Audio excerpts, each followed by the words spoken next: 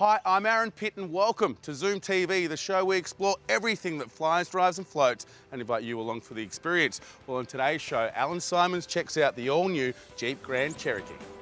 On-road, off-road, this car is well worth a look. We have a very special Zoomaholic today, the owner of a Ferrari 360 Spider. What I really love about it is the comfort of the car, the handling of it, and the actual noise that actually comes out of it is quite nice. Thanks to Esanda, I head to Campbelltown, New South Wales and drop in on Paul Wakeling Motors. We run a business that has over 230 staff over 3 really big locations, so it's something we're really proud of as a family. And our Esanda Celebrity Hitchhiker is Peter Rowsthorn from Kath and Kim. I was actually a teacher by trade, and whilst I was at Teachers College, I started doing a bit of busking and a fair bit of pole dancing. I sort of opened it right up. So strap yourself into your lounge chair and get ready for Zoom TV.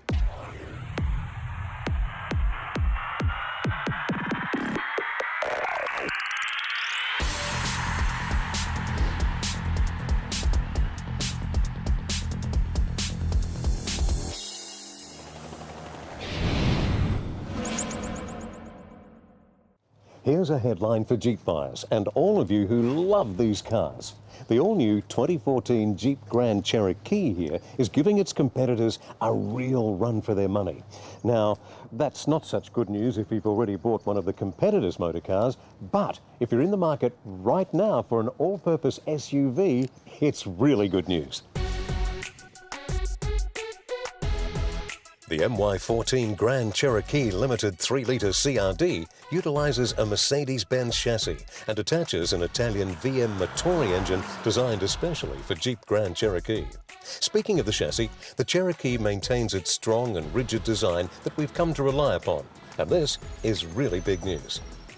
And why is that such big news? Well, if you don't have a rigid chassis, the suspension simply can't do its job, and you pick that up very quickly because the noise, vibration and harshness of ride will ruin your day.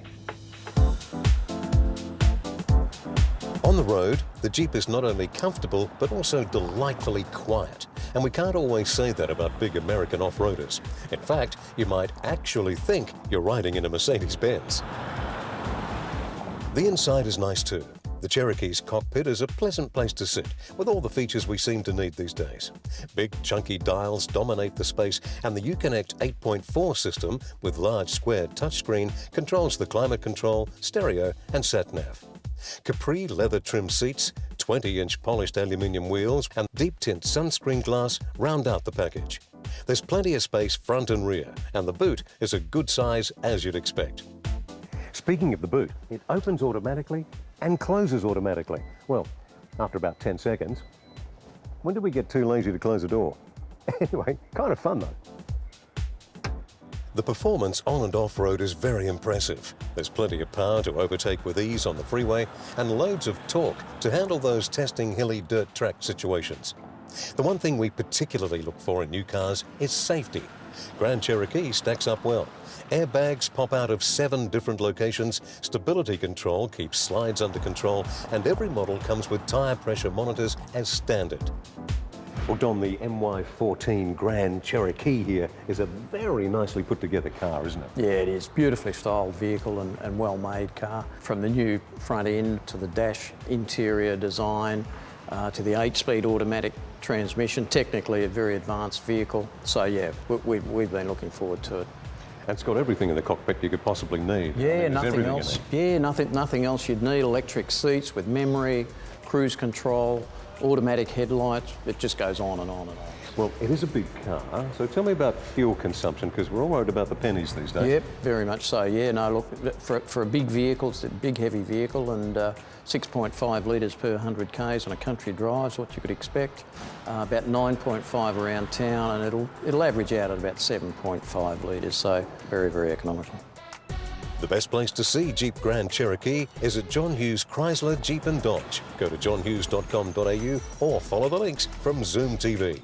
The 4x4 marketplace is getting more and more crowded, with new SUVs being launched seemingly every month. On-road, off-road, this car is well worth a look.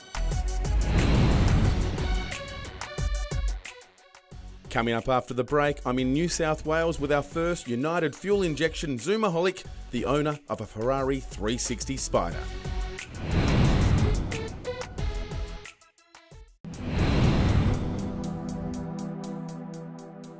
Now, whenever you're in Sydney, you're pretty much guaranteed to see some pretty special cars. And every now and then, you get to stop the owner and ask them about them. Well, I'm now with Marcus. Mate, I love your car. It's a pretty special 360 Ferrari. This is a cool car. Definitely is. Okay, now what I want you to do is I want you to be our very first New South Wales United Fuel Injection Zoomaholic. You up for the challenge? Sure, why not? Okay, well, I'll tell you what. I'm going to leave you with the camera and the guys, and you can tell us all about it. I've got a 360, an 03 model. I've had it for about 2 years.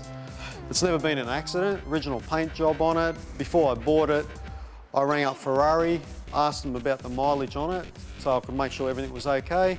They actually told me at the time when I was purchasing it that it only had 16,000 on it. After the 2 years, I've been driving it a little bit. It's got about 22,000 on it now.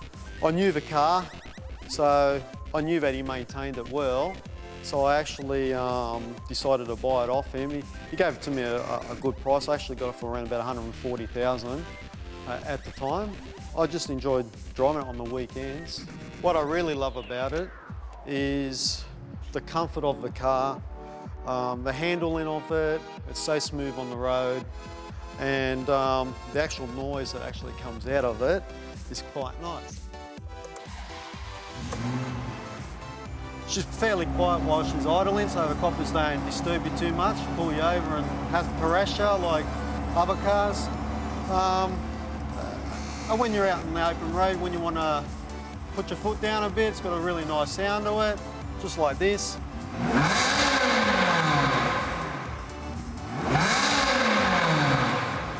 So she sounds pretty good, pretty awesome.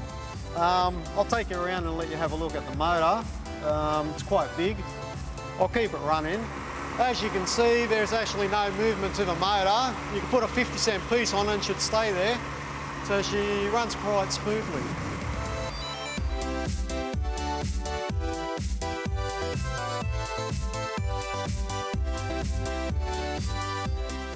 Hi, I'm Marcus Reed. This is my 360 Spider. I'm a Zoomaholic because I love my car.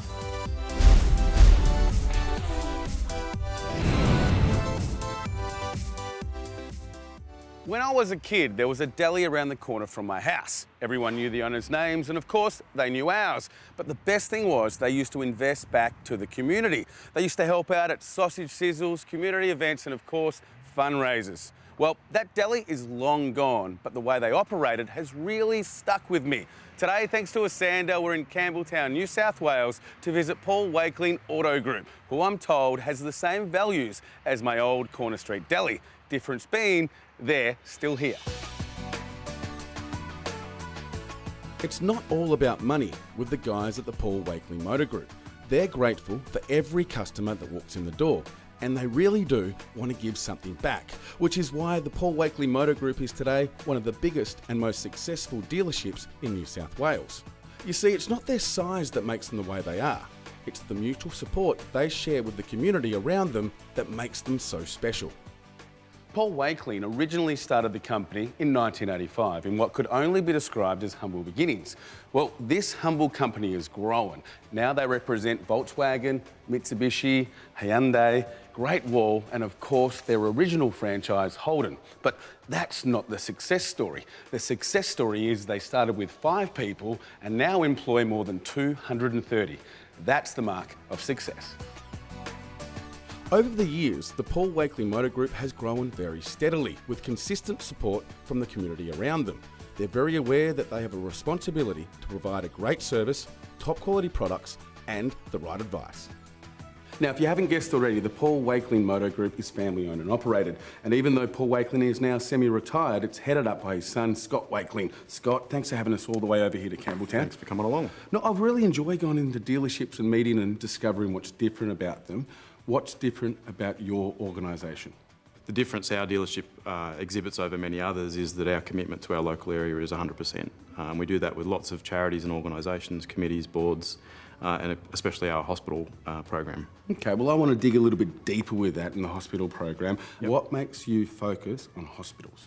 Well, I guess we recognised the need. It stemmed from in the early days, our staff had a golf day and they started understanding they could raise money, and they started donating that to the local hospital, and a relationship developed. And Dad met with the general manager, and over time they understood that there was a need for equipment that they couldn't normally access the funds to get. So each year they give us a list of equipment that they can't get through normal funding, and we actually make those purchases for them. So the current purchases total over $750,000, and they're things that people need. It's great that you do that, but I want to hear about your story. You're obviously heading up the family business. Yep. How did you get here? You know, progressed along the path that the family set, which was, you know, you had to be a yards person and a parts delivery driver, and go through all the steps and understand all the aspects of the business. So today, I'm now in charge of the business day to day, and we run a business that has over 230 staff over 3 really big locations. So it's something we're really proud of as a family. Now, is this your only dealership that you have? No, well, in fact, we have 3. So Campbelltown is our largest site. That's the one we're at the moment. We have a dealership down in the Southern Highlands at Mossvale and Mittagong. And about 2 years ago, we completed construction on a new dealership at Smeaton Grange, which is a growth area of the Narelle and Camden area. So I reckon we should take a bit of a spin out there and have a look. I'd love to see it. Let's go. I reckon you should show me. Cool. You got to drive though. Later in the show, Scott continues to share the Paul Wakeling Motor Group's story. That's thanks to Esanda, up next on Zoom TV.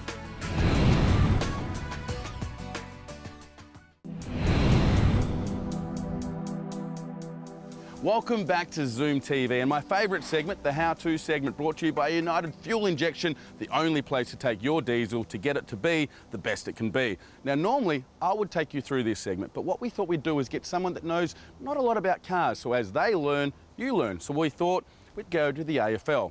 Then we thought we'd go to the West Coast, and then they thought we should get Mr. Nick Natanui, who knows everything about AFL, but I'm told not much about cars. Mr. Nick Natanui, welcome aboard, sir. Thanks for having me, Peter. Going well. Going really well, mate. What do you think of our location? Yeah, I'm a bit confused as of why we're in the bush. Maybe you could elaborate on that. Okay, well, I'm gonna. We wanted to make it as close to the real thing as we could. Okay. Now, what your mission is today is to find out if your diesel runs out of diesel and you're in the bush, like we are now, what do you do? Because you just can't top it up. You've got to do something to it. Sounds good, but if that was me in that case, I'd probably grab the jerry can out of the boot and just fill it up and, yeah, top the fuel up and away I go. But apparently that's not what you do. No, that is a mistake for novice people. That's a mistake for football people. So what we're going to do, it's a fair call. What we're going to do is, as you learn, the viewers at home will learn. So what we've asked Mick Gorry from United Fuel to do is break down over there without any diesel in his car, and then he's going to take you through the process of getting the car restarted so you can get home and get back to your AFL. Sounds good. I might take the guys across and learn some stuff. Let's It'll do be it. good. You must be Mick. How are you? I am Nick. Pleased to meet you. You too, mate. So we hear you run out of a bit of diesel. Have you really run out of diesel, or has Aaron put you up to this? Both correct. We have run out of diesel, and Aaron is the problem here.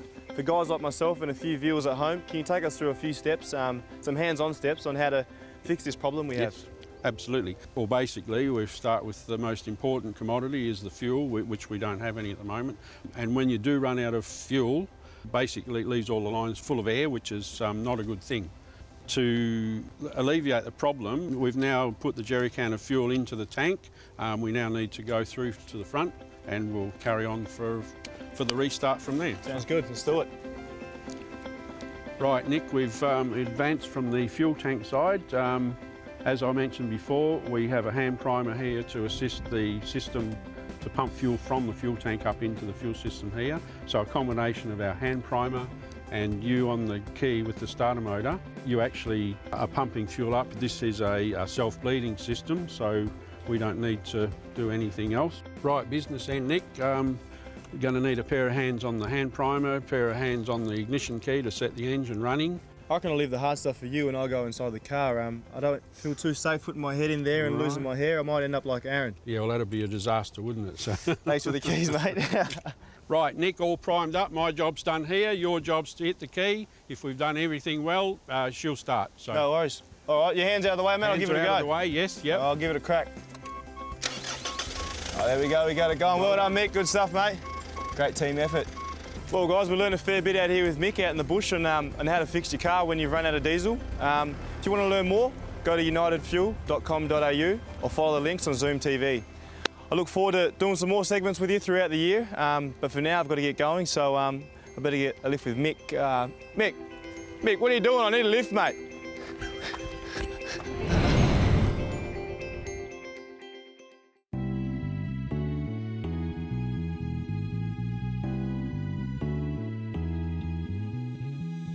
Well, Aaron, after that short drive, this is our Camden Valley Motors dealership. Wasn't a short drive, thanks Scott, but I tell you what I am impressed with is this dealership. Everything that you do is consistent. Yeah, thanks. We aim for consistency, and I guess that comes back down to having the best staff. And I know that whether it's me or my dad, every one of the 230 people that work for us, we can rely upon to do the right thing for our customers every time. So it's one of the things we're really proud of.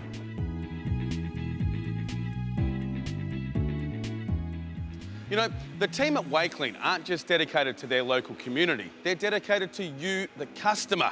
Their team of highly trained technicians that work out of their state-of-the-art service centre will pretty much guarantee that your car is doing everything it should. And with over 40 bays, your car's going to be in and out that same day. Every service technician is thoroughly trained and specialises in one of the Paul Wakeling brands. That means that if you take your Holden to the Holden Service Centre, you'll get a Holden specialist working on your car with genuine Holden parts. Their modern showrooms feature the latest models of the brands they represent. They also have a huge selection of pre-owned cars, can help you with fleet purchases, extended warranties, vehicle accessories, vehicle maintenance, and of course, finance. In this day and age, when we're used to dealing with large, faceless corporations squeezing us for our hard-earned paycheck, it's just so refreshing to find a family business that takes customer service so personally. To find out more about the Wakeling story, go to paulwakeling.com.au or follow the links from Zoom TV. Now, Scott, I can't wait to hear the end of the Bo Peep story. Well. After the break, I'm with this week's Esanda Celebrity Hitchhiker, legendary Australian comedian Peter Rowsthorn in the John Hughes Zoomobile. That's next on Zoom TV.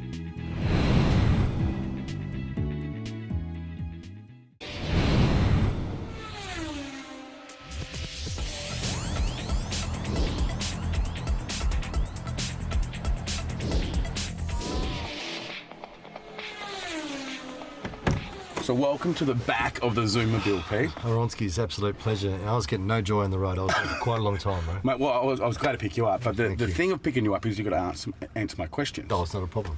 Okay, well, you're obviously a very well-known and very successful actor, comedian now, but it wouldn't have always been an easy road. No, not necessarily. I was actually a teacher by trade, and whilst I was at Teachers College, I started doing a bit of busking and a fair bit of pole dancing. I sort of opened it right up there. I was probably one of the pioneers, the pole pioneer, if you will, for males anyway. When I started, there was a whole lot of really strong people around at the time. Shane Bourne was around, and Glenn Robbins, and Wendy Harmer, and all the D-Gen people, you know, Magda and Gina Riley and Jane, all the people who make up Kath and Kim and made up all those shows, Fast Forward Comedy Company. We're all doing the live circuit together then. So it was a really fertile time, if you like, for comedy. So I was very lucky that my timing was great. People might know you from Kath and Kim because it's recent, but you were in Let the Blood Run Free, which is one of my favourite. Oh, look, it's a great show. Let the Blood Run Free started in 1985 as a improvised live thing to get comics who were working around Melbourne at the time to work together.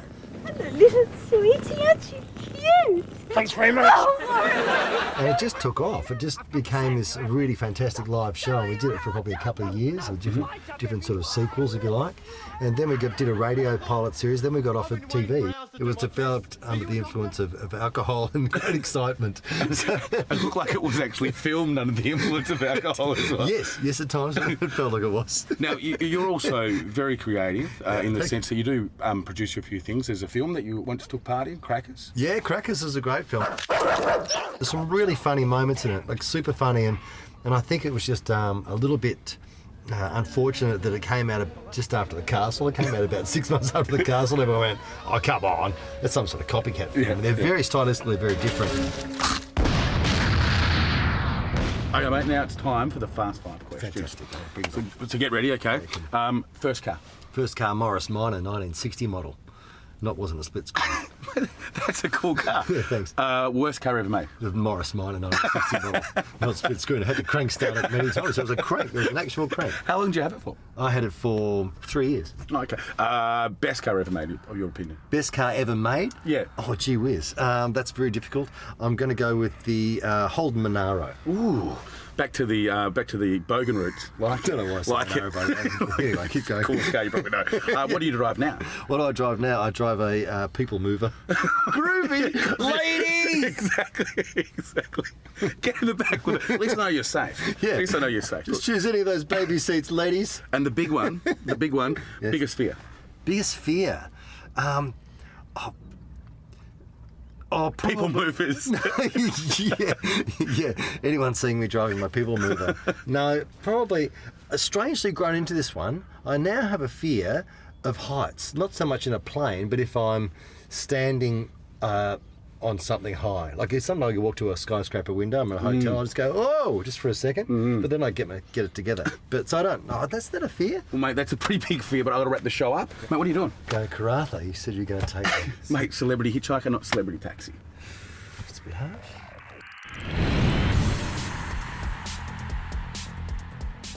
That's it, we're done. Thank you very much, Mr. Peter Rowsthorn, for being this week's Celebrity Hitchhiker, and thank you to the businesses that came on the show. Now, if you want to know more, go to our website, zoomtv.com.au, or grab our free iPhone app, made free thanks to Esanda. It'll tell you when your registration is due, or even when to watch Zoom TV, like you'd forget. Now, don't forget, whatever you do that zooms, make sure you zoom safe. And that's a wrap.